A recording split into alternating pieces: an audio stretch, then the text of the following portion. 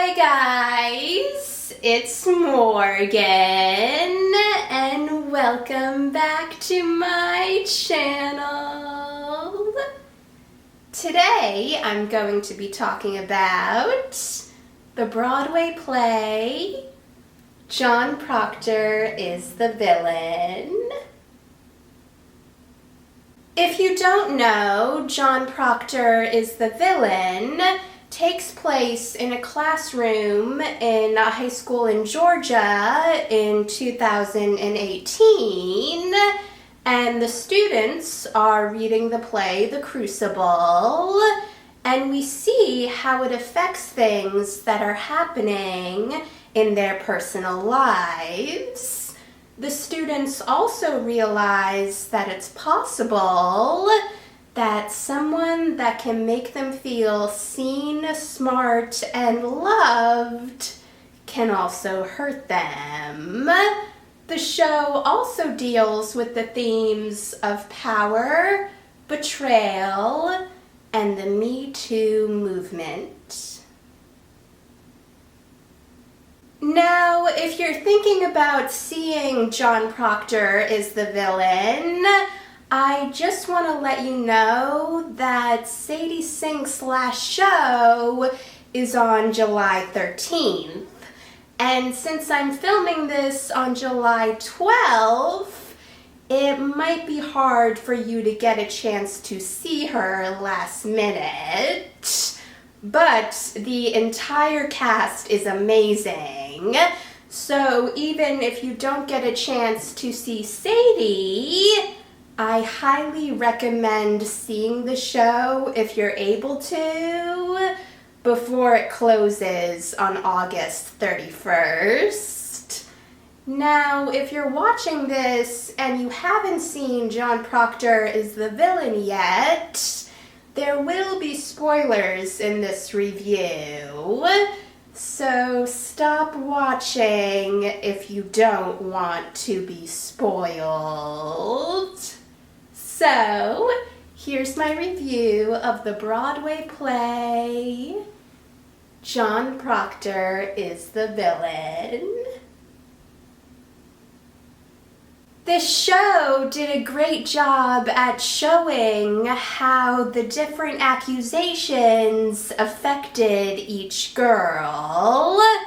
At first, they were all excited to start their feminist club, but after the accusations against Ivy's dad came out, Ivy wasn't sure if she wanted to stay in the feminist club, which made sense since Ivy obviously loves her dad and doesn't want to believe that he could do something so horrible.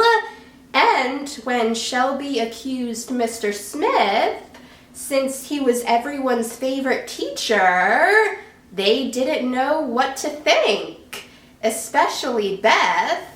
But it was understandable when Shelby called Beth a hypocrite, since Beth was the leader of the feminist club, but when the time came to stand by Shelby, Beth didn't know what to do. But luckily, Shelby wasn't alone, since Raylan stood by her. When we first heard about Shelby sleeping with her best friend Raylan's boyfriend Lee, what I thought was going to happen was that it was going to be revealed that Lee actually forced himself on Shelby, but then told Raylan that Shelby seduced him, and Raylan believed him. But that didn't happen. And then when the accusations against Ivy's dad came out, and Shelby was saying how it was weird how he would always give them massages whenever they had sleepovers at Ivy's house, and said that there was probably more people that he hurt, I was wondering if Shelby was one of those people, and the other students started to wonder that too, but she wasn't.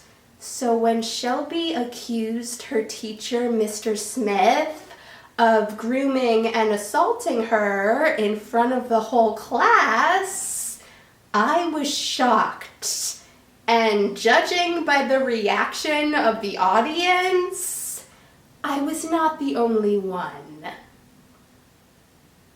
I already thought that Sadie Sink was an amazing actress, but she was spectacular as Shelby.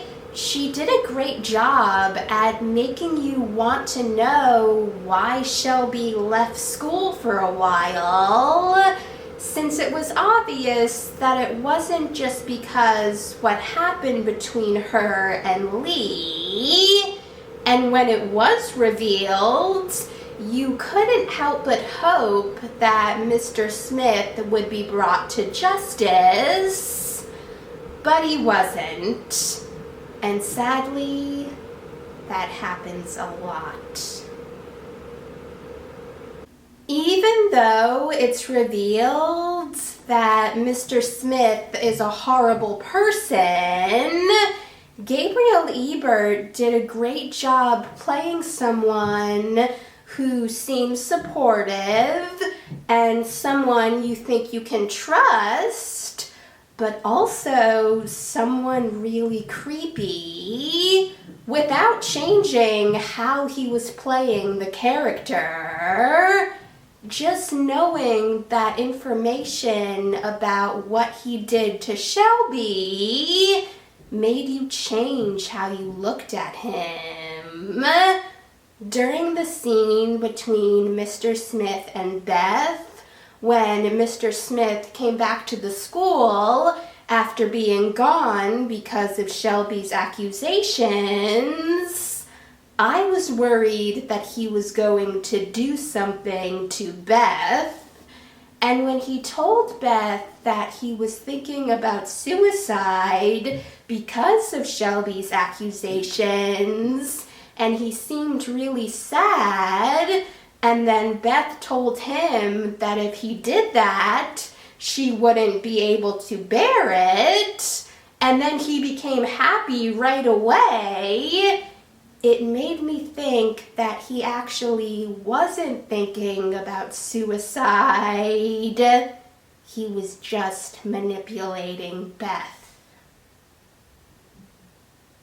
I really loved seeing Shelby and Raylyn come together at the end of the show and do their dance for their class project to the song Green Light by Lorde.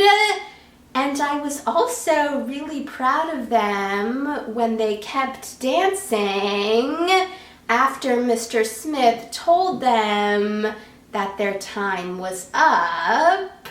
And it was also really great to see that when Mr. Smith was about to try and stop them himself, Nell stood up and joined their dance, and then Mason stood up and also danced.